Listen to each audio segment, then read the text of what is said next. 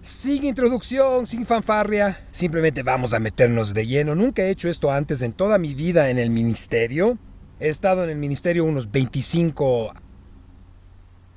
años o más y nunca he hecho esto. Nunca he hecho esto. Me desperté esta mañana con 2 mensajes, así que el martes es mi día de estudio. Salgo del campus y simplemente trabajo en un lugar no divulgado. Tenía una serie de 2 partes que iba a comenzar hoy y esta mañana me desperté, me subí al carro y nunca me había pasado esto antes. Que el Espíritu Santo me diga, no vas a hacer eso. Y yo dije, no. Así que durante unos 30 minutos manejé discutiendo con el Señor. ¿Alguna vez has hecho eso? Decimos, no voy a hacer lo que tú me dices, voy a hacer lo que escribí. Y así manejé y manejé, luego llego al campus y todavía siento esta pesadez y no puedo sacudirla. Y aquí viene la parte que nunca había hecho antes. Así que me disculpo con los que están aquí un miércoles, pido perdón. Y aquí está por qué. Porque lo van a escuchar de nuevo. Porque el Espíritu Santo me dijo que hoy necesito hablar sobre mi regreso. Ahora, antes de comenzar con esto, no soy alarmista. No soy alguien que abre el periódico y trato de discernir profecías. Yo no creo en ese tipo de cosas. Creo en enseñar la palabra de Dios, a lo que llegaremos en un momento. No soy alarmista. Hoy no es para asustarte. Hoy no es para ponerte de mal humor. Necesitamos hablar sobre estas cosas. Como saben, estamos al borde de una guerra. Y tengo que decírselo. Es lo más cercano en mi vida. Creo que nunca hemos estado tan cerca a una guerra nuclear en mi vida. Tal vez los que vivieron los años 60 con la crisis de misiles de Cuba hayan vivido algo similar, tal vez estuvieron más cerca, pero esto es lo más cercano en mi vida que me ha pasado, que estamos al borde. Esta es la cultura más antisemita que he visto en mi vida, con un aumento de antisemitismo que surge de la nada, sin razón. Y parece que las potencias globales se están alineando de una manera que no reconozco. Recuerdo la Primera Guerra del Golfo. Todos estaban más o menos en la misma página, excepto 1 o 2 naciones. Y recuerdo la Segunda Guerra del Golfo. Todos estaban más o menos en la misma página, incluso en las Naciones Unidas, más o menos en la misma línea. Y aunque fue un momento prolongado, esa guerra contra el terror fue prolongada, todos parecían actuar al unísono. Pero esta es la primera vez que leo cosas como: tal nación va a ayudar con el despliegue de armas nucleares a un régimen que es absolutamente hostil a nuestra forma de vida. Así que no quiero alarmarte, pero sentí esta profunda urgencia de hablar de estas cosas. Y aquí está por qué. Ahora, crecí en una época en que íbamos a almorzar todos los domingos a este lugar después de la iglesia y había esta pintura en Dallas-Fort Worth, el horizonte de Dallas-Fort Worth. Y es una imagen que, si pueden, es una imagen que muestra el regreso del Señor, lo que llamaríamos el rapto, ¿verdad? Muchos, ayúdenme con esto, por favor, para que todos puedan verlo. Gracias. Bien, entonces, lo que muestra es que este momento del rapto, crecí entendiendo el regreso del Señor. Crecí con Tim LaHaye y Left Behind. En realidad soy mayor que eso. Crecí con Thief in the Night. ¿Recuerdan esas películas tan cursis sobre el rapto? Y la parte más aterradora de esa película, porque tengo el DVD, la parte más horrible es cuando la niña de como 4 años es llevada frente a la guillotina, oyes la guillotina caer y un globito que llevaba flotando en el aire me aterrorizó y me traumatizó por el resto de mi vida. Tengo pesadillas de eso. Pero crecí con esto. Y la mayoría de ustedes, si vivieron en los 70s y 80s, esto era algo común en la iglesia, donde hablábamos del regreso del Señor. Paul Boyer, que es un profesor secular, dice que esto realmente alcanzó un punto febril de los 70s y 80s porque nos inundaron con el número 666. Y términos como Gog y Magog, Anticristo, la marca de la bestia y Armagedón. Y cada vez que algo pasaba en el escenario político, estábamos anticipando, listos, esperando el regreso del Señor. Pero algo ha pasado en los últimos 10 o 15 años en la cultura cristiana. Hemos dejado de enfocarnos en su regreso. Hemos dejado de mirar a los montes para ver de dónde vendrá nuestra salvación. Nos hemos fijado en nuestra propia bendición, en nuestras propias necesidades espirituales, en lo nuestro. Y hemos dejado de enseñar que un día el cielo se partirá y Cristo regresará. Agradezco los aplausos, pero este mensaje está lleno de lugares para aplaudir y nunca terminé así si aplaudan cada vez. Pero creo que no hablamos tanto sobre ello. George Barna dice que los estadounidenses reverencian la Biblia, pero en general no la leen, y porque no la leen se vuelven una nación de iletrados bíblicos. No se dan cuenta de que están viviendo en los últimos días. Ahora, si te preguntas, ¿creo que este es el fin? No estoy seguro. No estoy seguro. Solo me alineo con los apóstoles y también pensaron que vivían en los últimos días, siempre anticipando el regreso del Señor. Y cuando siempre anticipas el regreso del Señor, de repente cambia tu cosmovisión. Cambia cómo hablas con la gente, cambia tu evangelismo, cambia tu confianza en el Señor si siempre miras al cielo pensando está por regresar en cualquier momento. Algunos de nuestros grandes evangelistas nacieron en momentos en que estábamos al borde, porque entendían el regreso del Señor. Así que mi rol hoy, para ustedes iglesia, es hacer esto. Soy un tipo de Efesios. La función de la iglesia es enseñaros para que ya no seáis niños, zarandeados por las olas y llevados de aquí para allá, por todo viento de doctrina, por astucia de hombres, por estratagemas engañosos. Hay mucha basura allá afuera respecto al regreso de Cristo. Y deben ser sobrios de mente. Y deben estar alerta. Y no pueden ser iletrados bíblicos. Y deben entender teología. Escuchen, estamos en un punto en que la iglesia no puede seguir jugando ya. Esto no se trata de hacer crecer la iglesia. Esto no es un mensaje para hacer crecer la iglesia. Este es un mensaje para ayudarte a entender el mundo en el que estamos viviendo, para que puedas conocer la verdad, para que tengas esperanza. El propósito de entender el fin del mundo, el fin de los tiempos, es para que nuestro amor no se enfríe.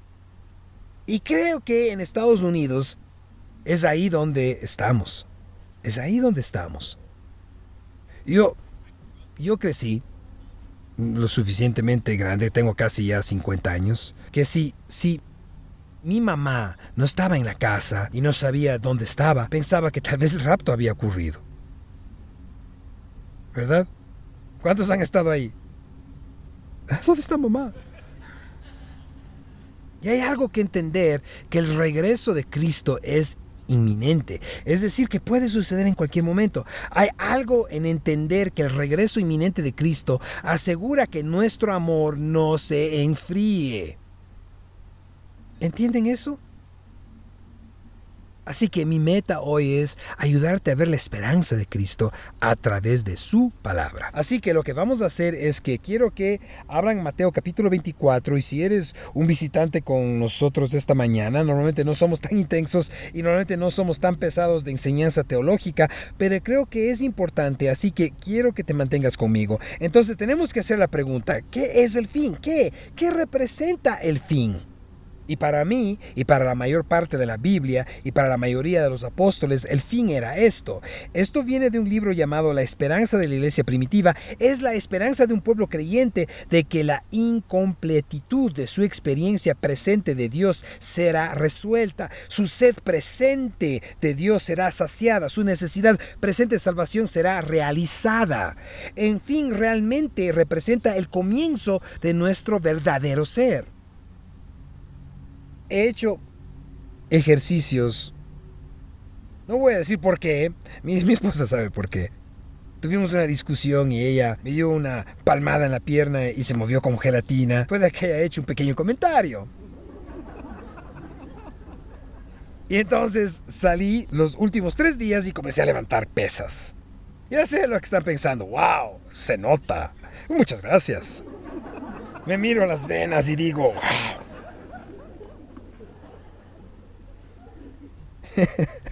Y esta mañana me levanté de la cama. ¿Cuántos tienen la edad suficiente para lesionarse mientras duermen? Sí, me levanto de la cama y doy ese primer paso, que es como el paso de Neil Armstrong sobre la luna. Y no podía moverme. Me dolía el cuerpo. Pensé que me iba a caer. El fin del mundo. El regreso de Cristo. Sé que esto suena tonto, pero esos momentos donde te duelen los huesos ya no existirán. Ese cáncer que invade tu cuerpo desaparecerá. Ese ser querido que perdiste de forma tan trágica y pensaste que nunca volverías a ver, lo volverás a ver. El fin del mundo representa todo lo que esperamos. Así que no es un momento para tener miedo. Hay mucho miedo allá afuera. Algunos viendo advertencia tras advertencia tras advertencia esta mañana, escuchando las noticias y oyendo sobre amenazas potenciales en nuestra tierra, células terroristas activándose, bombas nucleares siendo trasladadas aquí y allá. Hay un momento en que digo, ¡ay, no sé si quiero lidiar con todo esto! Pero para el creyente no operamos en el miedo. Dios no nos ha dado espíritu de temor. Dios tiene el control completo de nuestro mundo y Él está moviendo las piezas como lo considera adecuado. El fin realmente se trata de una cosa y por eso lo llamamos nuestra bienaventurada esperanza. Es nuestra restauración y resurrección por Dios a través de Cristo. Y escúcheme bien, sucederá. ¿Sabes cómo sé que va a pasar? Porque Jesús habló de ello. Mira, Mateo capítulo 24, versículo 1 conmigo. Mateo capítulo 24, versículo 1. Jesús salió del templo y se iba, cuando se acercaron sus discípulos para mostrarle los edificios del templo. Ahora, este es un momento de orgullo para el pueblo judío. El templo lo era todo para ellos. Era todo lo perfecto en su vida. Representaba que Dios los había apartado, que Dios los había llamado su pueblo y que Dios habitaría con ellos. Tenían un gran orgullo en el templo. Y ellos le señalan los edificios del templo. Jesús, mira eso, mira eso. Y él les respondió, ¿veis todo esto? De cierto les digo que no quedará aquí piedra sobre piedra que no sea derribada. ¿Cuántos han estado alguna vez en Israel? Alcen la mano. Estas piedras a las que Jesús se refiere no son pequeñas. Estas piedras a las que Jesús se refiere son del tamaño de autobuses. ¿Y saben dónde están ahora? En la base del monte del templo, esparcidas por todo el monte del templo. Porque la profecía de Jesús sobre el templo sí se cumplió. Mira lo que dice, no quedará piedra sobre piedra que no sea derribada. Estando él sentado en el monte de los olivos, los discípulos se les acercaron aparte diciendo, dinos, ¿cuándo serán estas cosas? ¿Y qué señal habrá de tu venida y el del fin del siglo? Hay 2 preguntas aquí que Jesús va a responder. Y eso hace que este pasaje sea un poco complicado de recorrer. Pero aquí están las dos preguntas. ¿Cuándo serán estas cosas, refiriéndose al templo? ¿Cuándo será destruido el templo? Y luego, ¿cuál será la señal de tu venida del fin del siglo? El fin del siglo es lo que ellos pensaban como los últimos días. El fin de los tiempos, la bienaventurada esperanza, la resurrección, lo que sea que pensaban sobre ello, sobre el fin del siglo o los últimos días. Eso es lo que tenían en mente. ¿Cuál será la señal de tu venida? Ahora, ellos estaban siendo bastante honestos en su pensamiento aquí, porque todo judío tenía un sentido o expectativa de lo que sucedería en los últimos días. Los profetas lo profetizaron en el Antiguo Testamento. El pueblo judío tenía esta anticipación de que algún día vendría el Mesías, reinaría y todo sería perfecto. De hecho, si alguna vez participas en una cena de Pascua, ellos dejan una silla vacía esperando el regreso de Elías, porque anticipaban que él volvería y restauraría todas las cosas. Vemos esta expectativa en Lucas capítulo 19. Mira esto. Oyendo ellos estas cosas, prosiguió Jesús y dijo una parábola, por cuanto estaban cerca de Jerusalén y ellos pensaban que el reino de Dios se manifestaría inmediatamente. Así que tenían esta expectativa. ¿Cuáles eran las expectativas que tenía este pueblo judío? Bueno, Emil escribió un libro hace varios años en el que rastreó cuál era la anticipación del judío común sobre el fin del siglo. Terrible tribulación, un precursor como Elías, aparición del Mesías vindicando a su pueblo y estableciendo su reino, una alianza de naciones peleando contra el Mesías, destrucción de las naciones opositoras, restauración de Jerusalén, los judíos dispersos que fueron esparcidos cuando vino la diáspora en el año 500 a.C., cuando Babilonia entró y los destruyó, y Asiria vino, judíos dispersos por todo el mundo que serían traídos de regreso, Israel como centro del mundo y las naciones sujetas a él, establecimiento del reino del Mesías, llevando a la paz eterna. Ellos creían que estaban viviendo en ese tiempo. De hecho, si hubieras entrevistado a un judío del primer siglo, ellos habrían creído que la ocupación romana era su tribulación. Se sentían tan perseguidos y aplastados y solo querían libertad. Y sentían que la persecución romana y los soldados romanos en las calles realmente indicaban su tribulación. Todo judío habría pensado eso. Ahora, mira cómo Jesús responde dos preguntas nuevamente. Las dos preguntas. ¿Cuándo serán estas cosas? Refiriéndose al templo. ¿Y cuál será la señal de tu venida? Así que míralo justo aquí. Es un pasaje largo. Jesús le respondió: mirad que nadie os engañe, porque muchos vendrán en mi nombre, diciendo yo soy el Cristo, y a muchos engañarán. Y oiréis de guerras y rumores de guerras. Mirad que no os turbies, porque es necesario que todo esto acontezca, pero aún no es el fin. Porque se levantará nación contra nación y reino contra reino, y habrá pestes y hambres y terremotos en diferentes lugares, y todo esto será principio de dolores. Entonces os entregarán a tribulación y os matarán, y seréis aborrecidos de todas las gentes por causa de mi nombre. Muchos tropezarán entonces, y se entregarán unos a otros, se aborrecerán, y muchos falsos profetas se levantarán y engañarán a muchos, y por haberse multiplicado la maldad, el amor de muchos se enfriará. Mas el que persevere hasta el fin, este será salvo, y será predicado este evangelio del reino en todo el mundo para testimonio a todas las naciones. Entonces vendrá el fin. Así que Jesús le está haciendo saber que habrá falsos cristos, guerras, catástrofes, personas abandonando la fe, maldad y la predicación del evangelio. Ahora, quiero mostrarte esto porque Y no quiero que te enojes conmigo. Pueda que te enojes conmigo, pero está bien. Jesús realmente está hablando de cosas genéricas aquí. Él está tratando con dos asuntos separados. Y está diciendo, mira, va a haber guerras con ustedes, va a haber hambrunas, siempre habrá falsos profetas con ustedes, habrá personas que abandonen la fe. Va a pasar una y otra vez. y entonces vendrá el fin. Así que tienes que verlo de esta manera.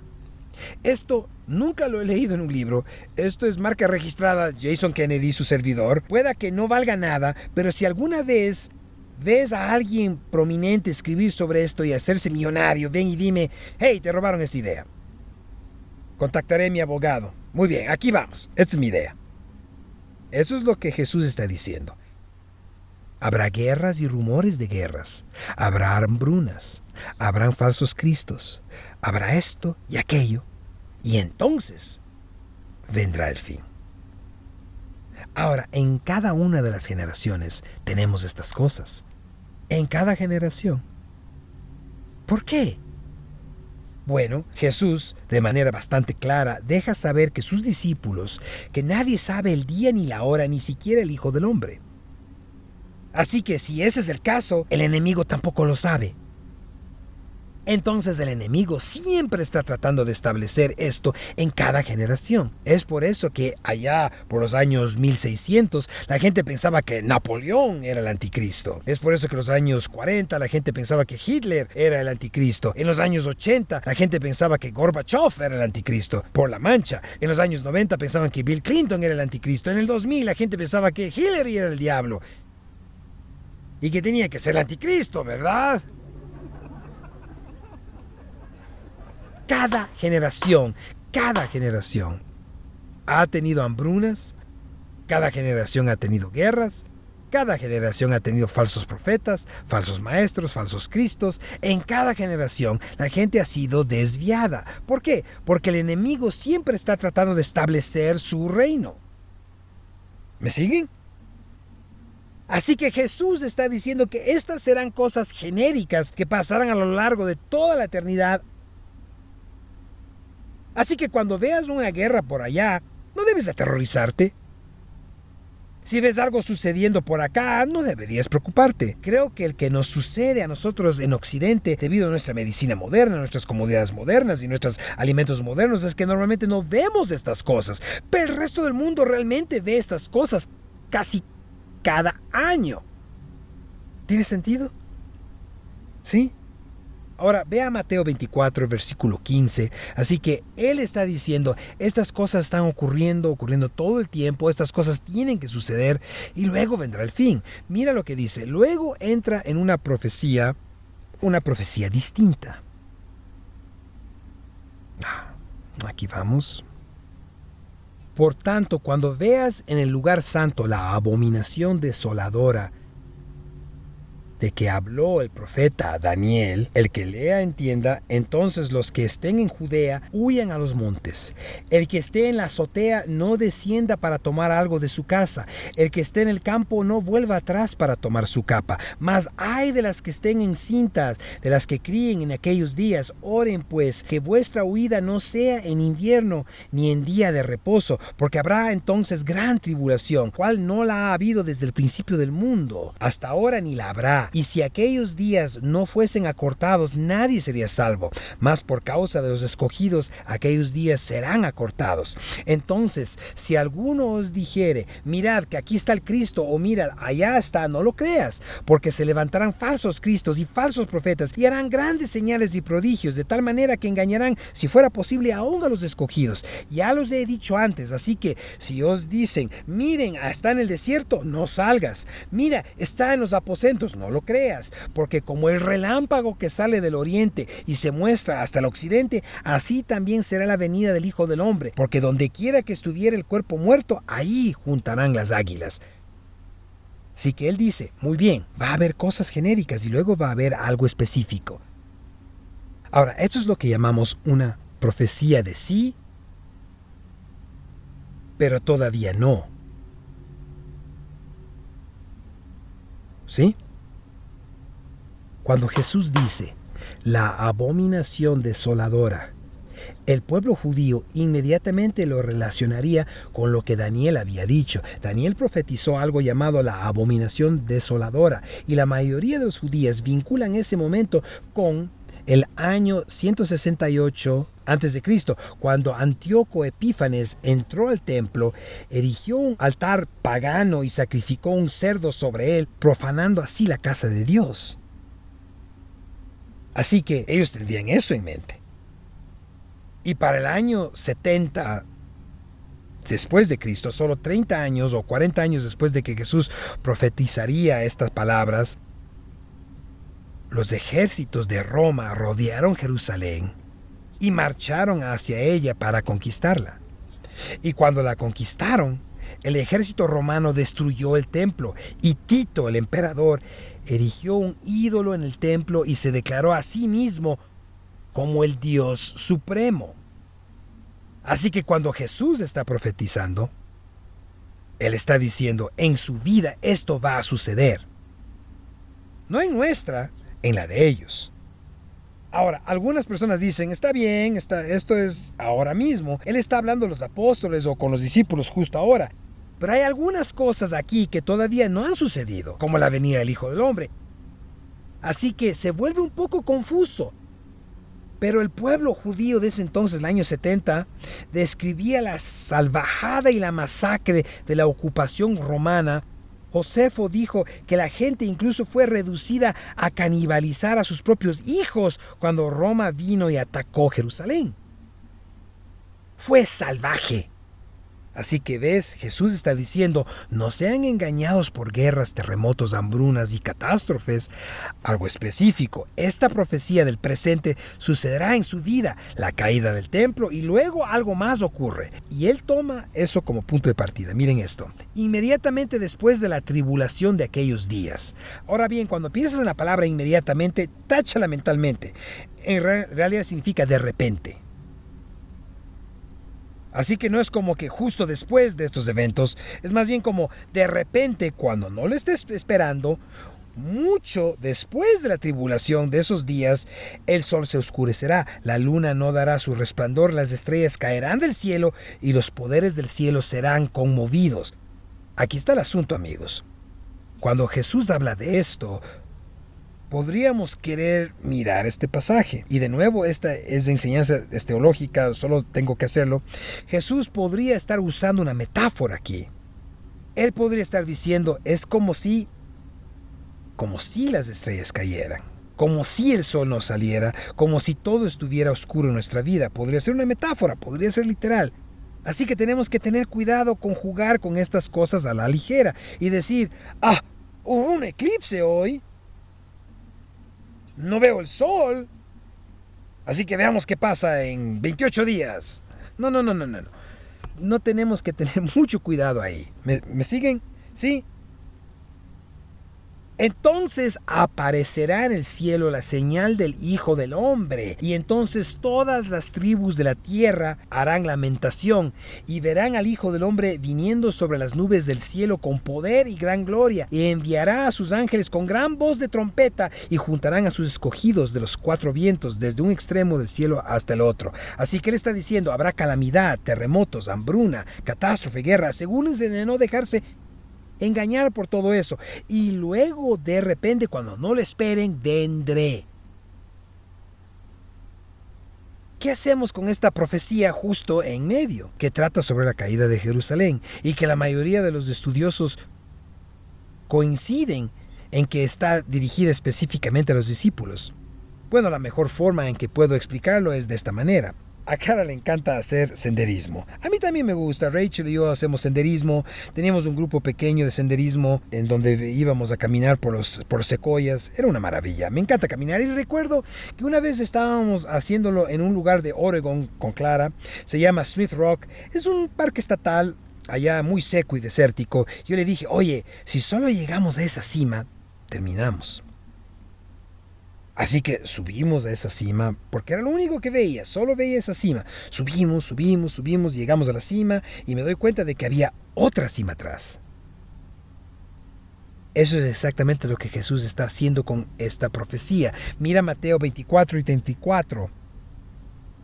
Déjame mostrártelo. Jesús dice, de cierto os digo que no pasará esta generación hasta que todo esto acontezca. Entonces Él está diciendo, esta es la primera cima. Cuando vean la caída de Jerusalén, habrá personas que digan, ya se fue hace tiempos. Ese Mesías está muerto y enterrado. ¿Por qué seguirlo? ¿Por qué escucharle? ¿Por qué si quiere estudiarlo? Tiene que haber sido un mentiroso. Y él dice, cuando vean que esto sucede, cuando vean la caída de Jerusalén, entiendan esto. Yo estoy verdaderamente vivo y regresaré. ¿Lo captan? El cielo y la tierra pasarán, pero mis palabras no pasarán. Esa es la segunda cima, ¿lo entienden? ¿Sí? Así que cuando vean la caída de Jerusalén, discípulos, entiendan que mi promesa de regresar es segura y se cumplirá. Escuchen, iglesia. Tenemos que estar seguros. Tenemos que estar confiados de que Cristo va a regresar. No sé cómo, no sé cuándo. Él mismo alude a su falta de conocimiento al respecto, pero del día y la hora nadie sabe. Ni aun los ángeles de los cielos, ni el Hijo, sino solo el Padre. Porque como en los días de Noé, así será la venida del Hijo del Hombre. Pues como en aquellos días antes del diluvio estaban comiendo y bebiendo, casándose y dando en casamiento, hasta el día en que Noé entró en el arca y no entendieron hasta que vino el diluvio y se los llevó a todos, así será también la venida del Hijo del Hombre. ¿Qué está diciendo aquí? Que Él va a regresar en medio del ritmo normal de la vida. Nota lo que dice. Entonces estarán dos en el campo, uno será tomado, el otro será dejado. Dos mujeres estarán moliendo en el molino, uno será tomada y la otra será dejada. Básicamente todo estará ocurriendo como siempre, como cualquier día normal, y el Hijo del Hombre vendrá y ni lo verás venir. Así que mientras vas al trabajo en la mañana, Él podría venir. Mientras apoyas la cabeza en la almohada, Él podría venir. Mientras estás trabajando,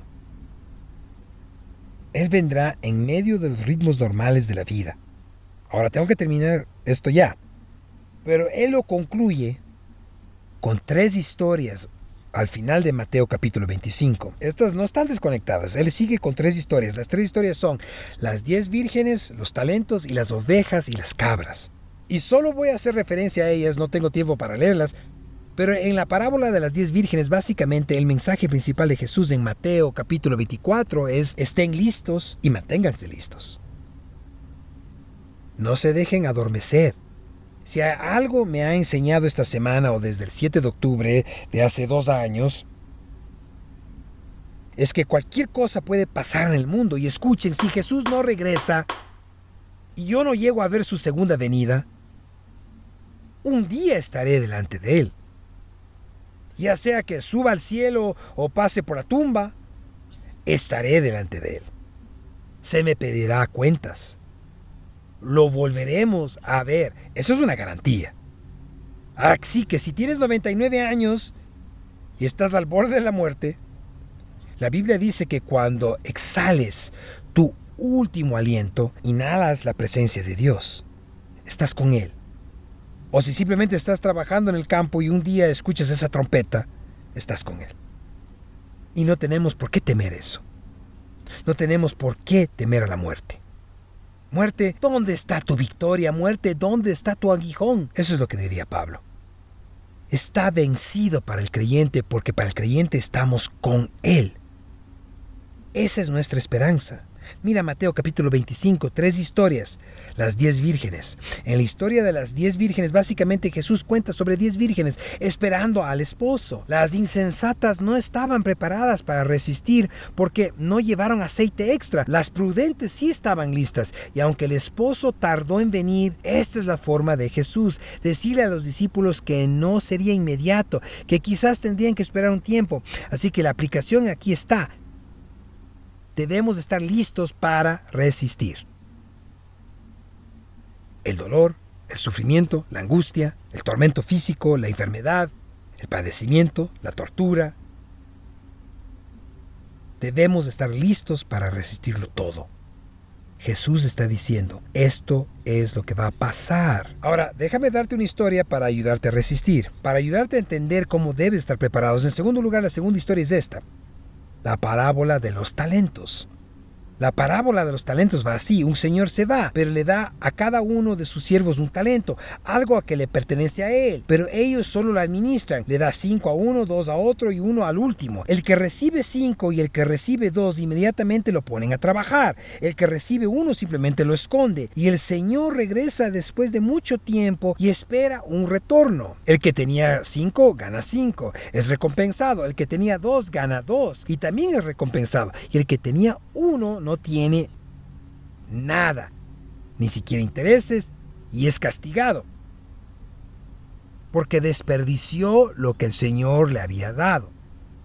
Entonces, ¿cuál es el principio que Jesús está enseñando aquí? Si voy a regresar, si este fin de los tiempos va a llegar, aquí está el principio. Tienes que entender que no debes desperdiciar ni esconder tus recursos, sino continuar usando lo que Él te ha dado para su gloria. Yo estaba vivo donde el Y2K, por supuesto que sí, casi tengo 50 años. Recuerdo a cristianos construyendo refugios, antibombas y búnkers, acumulando agua y comida, y bajando al sótano el 31 de diciembre de 1999. Y creo que pensaban que al abrir la puerta del sótano el 1 o 2 de enero del 2000, el mundo se habría colapsado. Pero no se supone que hagamos eso. Escuchen, no se supone que estemos en grupitos santos tomados la mano esperando que Él venga. Se supone que debemos tomar lo que Él nos ha dado y multiplicarlo hasta que Él venga. Esta iglesia necesita crecer. No porque yo quiera pastorear una iglesia grande, sino porque estamos tomando nuestros recursos y usándolos hasta que Él venga. No se supone que solo estemos sentados aquí escuchando sermones. Se supone que estemos afuera, en el mundo, hasta que Él venga. Tercera historia. Gracias, amén. Al menos alguien lo entendió. Ovejas y cabras. Aquí vamos. Está bien. Aquí vamos. Jesús en esta historia dice que hay 2 tipos de personas. Hay ovejas, que son los justos, sabes que son justos por lo que hacen. En Mateo 25:35 dice: porque tuve hambre y me diste de comer, tuve sed y me diste de beber, fui forastero y me recibiste, estuve desnudo y me vestiste, enfermo y me visitaste, en la cárcel y viniste a mí. En pocas palabras, están corrigiendo las injusticias de la sociedad. Están haciendo actos, y vas a odiar esta palabra porque se ha vuelto una palabra sucia en nuestra sociedad. Están haciendo actos de justicia bíblica. Están intentando restaurar y sanar a las personas. Están mostrando compasión. Y están dirigiendo sus recursos hacia personas que no siempre pueden devolverles el favor. Hay algo muy interesante aquí. Jesús está diciendo que estas personas son las que son justas, porque están haciendo actos de bien. No son salvos por sus obras, más bien su fe en Dios se manifiesta visiblemente en contraste con otros que no hacen nada. Así que el principio de aplicación es este. Mientras Él está ausente, asegúrate de que tus buenas obras estén dirigidas a los más pequeños de entre nosotros. Esas son las 3 historias. Así que Jesús está de pie en el monte de los olivos, mirando hacia el templo. Los discípulos le preguntan: ¿cuándo colapsará este templo? ¿Y cuál será la señal de tu venida? Y Él les dice: escuchen, esto va a ser destruido. Y cuando eso ocurra, no se preocupen. Solo recuerden que mis promesas son seguras. Van a pasar por terremotos, hambrunas, guerras y dolor. Pero resistan. Quiero que sigan haciendo el bien. Y quiero que sigan haciendo el bien a los más pequeños, porque esta es mi forma de hacer justicia. Entonces, ¿qué debemos hacer cuando los misiles se están moviendo y barcos de guerra están bloqueando partes del Golfo y bombarderos se preparan para despegar? ¿Qué hacemos como pueblo de Dios? ¿Cómo respondemos? Pues debemos esperar con paciencia y soportarlo todo. No tengo una bola de cristal. No sé qué va a pasar mañana. No sé si esa trompeta va a sonar o si va a caer un cohete en mi patio trasero. No lo sé. No sé si voy a despertar tosiendo, ir al médico y que me diga que me quedan 3 meses de vida. No lo sé. Pero sí sé que Él me ha llamado a esperar con paciencia y soportarlo todo. Los músculos adoloridos, el cabello que parece estar en retirada como un guerrero en fuga, los altibajos de la vida. Debo soportarlo todo. Pero en segundo lugar, debo seguir enfocado en lo que Él me ha llamado a hacer. Buenas obras hacia los más pequeños entre nosotros. Y esta es la manera segura de glorificarle mientras el mundo se desmorona a nuestro alrededor. Que seamos como la iglesia antigua, que se quedó en las ciudades cuando la peste hacía estragos, para cuidar de los enfermos. Conté esta historia, creo que fue el miércoles. Fui a ya está terminando. Fui a una colonia de leprosos hace varios años en Brasil. Recuerdo haber orado por un hombre. Aún recuerdo su nombre, se llamaba Alberto. Estaba en la cama número 038 y Alberto no tenía brazos ni piernas, ni córneas en sus ojos. Su nariz y sus orejas habían sido devoradas por la enfermedad. Tenía 20 y tantos años. El pastor me mira y dice: Pastor Jason, ¿orarías por Alberto? ¿Cómo? Este hombre estaba citando escritura tras escritura tras escritura. Su fe era mayor que la mía. Estaba soportando todo ese dolor y sufrimiento. Y yo, con mi oración débil, oré por él. Le tomé la mano y eso fue todo por ese día. Mientras salíamos del lugar, el misionero me dijo: Oye, ese pastor que te pidió que oraras por él. Sabes, típicamente en Brasil rotamos a nuestros pastores. Un tiempo en la ciudad, luego en una aldea y a veces en la colonia de leprosos. Pero a él ya no lo rotamos más. Él se niega a irse. Y por eso, él mismo ha contraído lepra. Y ahora nunca podrá salir.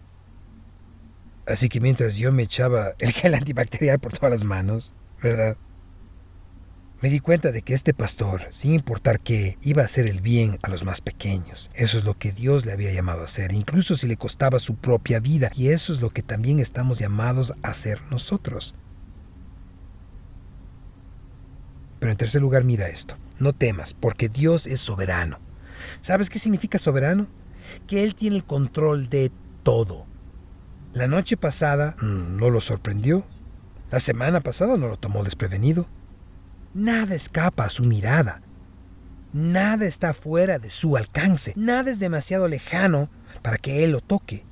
Él lo ve todo, lo sabe todo. Él es soberano. Él tiene el control.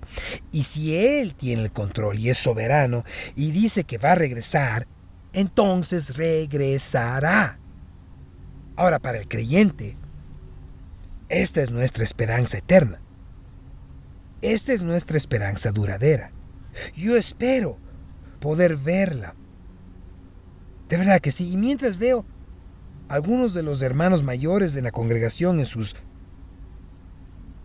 80 o 90 años, pienso, yo he estado creyendo en esto por mucho, mucho tiempo. Todos deseamos eso. Ninguno de nosotros quiere pasar por enfermedad, dolor o pérdida, pero Dios es soberano. Así que esa enfermedad no tomó a Dios por sorpresa. Él puede quitarla de inmediato, pero también puede pedirte que la soportes con paciencia para su gloria. La guerra que estalla en Medio Oriente, Él la ve. Y pueda que tengamos que pasar dificultades. Quizás el precio de gasolina suba a $10 por galón. Lo soportaremos por su gloria. Eso es lo que estamos llamados a hacer. Y Él lo controla todo. Así que para el creyente, esa es nuestra gran esperanza. Pero escúchame bien, si estás lejos de Dios, en este momento, deberías tener miedo. No intento asustarte, no creo en contar historias de Si sales de aquí y te atropella un autobús, ¿conoces a Jesús? No estoy tratando de manipularte emocionalmente, pero sí quiero advertirte que hay un Dios que tiene el control y hay un Dios que regresará. Y la única forma de escapar de su ira es que su justicia no sea aplicada. Jesús vino, murió y resucitó para que tú pudieras convertirte en la justicia de Dios. Y la justicia de Dios puede mantenerte firme y hacerte caminar con altivez en esta hora. Pero si tú no tienes su justicia, oro por ti, para que encuentres su misericordia y gracia en este tiempo de incertidumbre. Amado Jesús, te doy gracias por tu palabra. Gracias, Dios. Te agradezco porque has prometido venir por nosotros, porque te veremos y seremos restaurados. Todo nos será restaurado. Gracias, Dios, porque estoy escondido en ti y tú ves mi justicia, pero no ves mi justicia, ves la tuya. Con los rostros inclinados, ojos cerrados, sin mirar alrededor, si nunca has confiado en Cristo para el perdón de tus pecados, si hoy estás lejos de Él y quieres arreglar tu vida con Dios, ¿podrías levantar tu mano rápidamente para que pueda orar por ti? ¿Sí? Sí, te veo. Veo esas manos. La Biblia dice que si confesamos nuestros pecados, Él es fiel y justo para perdonarnos. Fiel significa siempre te perdonará. Justo significa que no puede no perdonarte. Tiene que perdonarte porque eso es lo que Él es. Así que todo comienza con una confesión en voz alta. Iglesia, digamos juntos esta oración. Amado Jesús, soy un pecador. Te pido que me perdones. Creo que moriste y resucitaste para que yo pudiera ser justificado. Transfórmame. Hazme nuevo en tu nombre. Amén y amén. Mientras el pastor Trent o el pastor Nathan suben, quiero que cerremos este momento orando por nuestro país, por nuestros soldados, por los millones de creyentes alrededor del mundo en lugares como Gaza y Cisjordania, personas en Irán, donde increíblemente la iglesia está creciendo, en lugares como China o India, las iglesias subterráneas en Pakistán, la iglesia aquí en América, la iglesia en Israel. Oremos por nuestros hermanos, que mientras atravesamos este tiempo tumultuoso, que Dios mantenga su mano sobre cada uno de ellos. Padre, oramos por tu iglesia gloriosa, tu novia, que habla muchos idiomas, que proviene de muchas tribus, que a veces están en desacuerdo por el lugar donde nacieron, pero sigue siendo tu iglesia. Y Dios, te pedimos que la protejas, que la mantengas sin mancha, que la mantengas pura, que la mantengas justa y que tu iglesia despierte a la realidad de que tú vas a regresar. Y que en lugar de ser simples espectadores, salgamos a las calles y caminemos para proclamar tu nombre hasta que regreses. En tu nombre. Amén y amén.